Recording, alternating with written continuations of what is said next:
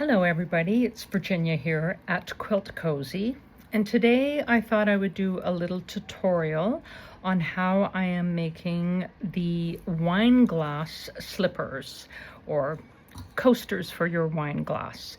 So, and I'm also creating kits for these. So my kits are available and you can make 6 different coasters or 4 different coasters, and everything would be included. So in each kit, there will be 36 pieces of 5-inch squared fabric coordinating, and in each kit will also be either 6 or 4 pieces of fusible batting. So if you are buying a kit and you want to make 6 coasters, there will be 6 pieces of fusible batting, and if you're buying a kit to make 4 coasters, there will be 4 pieces. All the fabrics are coordinated, and they are also already set in perfect little sets, and I'm going to talk about that in just a moment. So here is how to assemble a wine glass slipper. Okay, so the first thing you're going to want to do is to gather your fabric selections. So you are going to have 2 contrasting fabrics for the top side of your wine glass slipper. And it's the reason you want to have contrasting fabrics is, first of all, it makes this lovely checkerboard pattern. But the idea is that when you have guests over and they are using the wine glass slipper, they can say, for example, oh, mine is the stripes and pink one. So when they set their wine glass down, as we all invariably do, and can't remember which wine glass is ours, then it's easily identifiable. Okay, so then the next thing you want to do is you're going to choose which fabric you would like to be the lining of the wine glass slipper and which will be the base of the coaster. And whichever one you decide is going to be the lining is going to be the one that is on the bottom as you assemble your fabrics. So I'm going to use this green as my lining, and this orange will be the very bottom of the wine glass slipper. So I'm going to set those aside. The next thing is I am going to fold each of my remaining fabrics in half, and I'm going to press those. So I'm going to go ahead and do those. They're just going to be folded right in half, nothing fancy. Give them a little finger pressing. And if you so desire, you can use a little bit of spray starch. Always makes things a little bit more crisp in the pressing process. So I happen to use Best Press. I really like this, and I carry this in Quilt Cozy, of course. So just a light spritz, and I turn my little iron on. I have this wonderful little Oliso project iron. Love this thing, it's fabulous. So just pressing those down.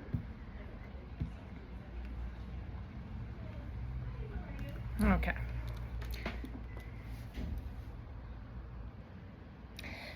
Now I'm going to set those 4 pieces of fabric aside for a moment, and I'm going to come back to my 2 pieces here, and I've already decided that I want the orange to be the bottom of my coaster and the green is going to be the lining.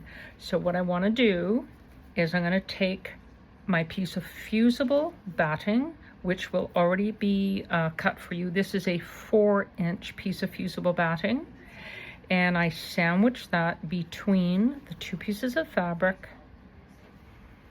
And I'm going to go back to my cute little Oliso iron, and I will press that fusible batting in between the 2 pieces of fabric. And once that's done, I'll just set that aside a moment. And once again, I'm just deciding that I want the green to be the lining and I want the orange to be the bottom of my coaster. So as I'm assembling everything else, I put the lining side down. Okay. Now, the next step is to assemble each one of the coordinating fabrics around in a kind of a pinwheel fashion or checkerboard fashion. And you want to make sure that the folded edge is toward the center. So you place 1, 2, 3, and 4. But what we're looking for is to find another pink over here. So I'm just gonna move this black striped fabric back. I'm gonna flip up my little pink guy and I'll just put the black fabric back down, and now I have this very nice checkerboard arrangement.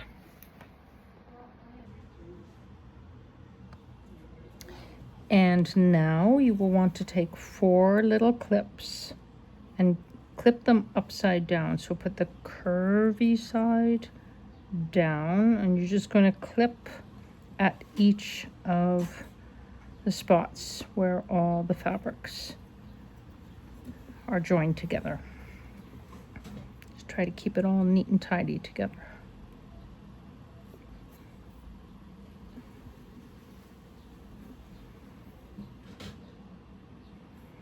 Okay, that's done. Now what you're going to do is you are going to turn the entire bundle over, and this is going to be my lining side, as I mentioned.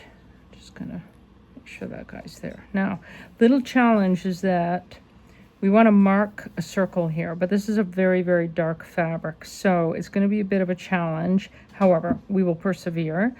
I use this round object. So you need to find a round object. It could be like a little bowl or a mug or something like this. I just happen to have a roll of ribbon that is almost exactly 4 inches in diameter, and it works beautifully. So I'm going to place that there, and then I'm going to go get one of my friction markers. Now, this is probably not going to show up very well, but we'll give it a try. And then you're just going to trace a line on the outside of your round object. If you really can't see it, it's okay to use a pencil, because that will show up, and you really won't see this afterwards. I'm going to see if I can see this. I think that's good enough. I think I can follow that. Okay. The kits that I have they will include a 4-inch diameter template. It'll just be a little piece of paper, and you can maybe trace that onto something a little stiffer if you want, but no problem, and just trace around it. Your kit will include that.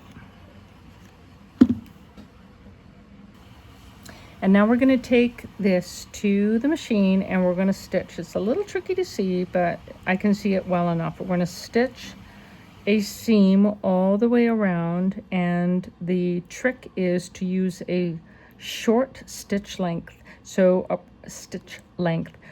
approximately like a 1.6 millimeter stitch length to help you get around those curves. So I'm just going to go to my machine and do that stitching, and then I'll be back.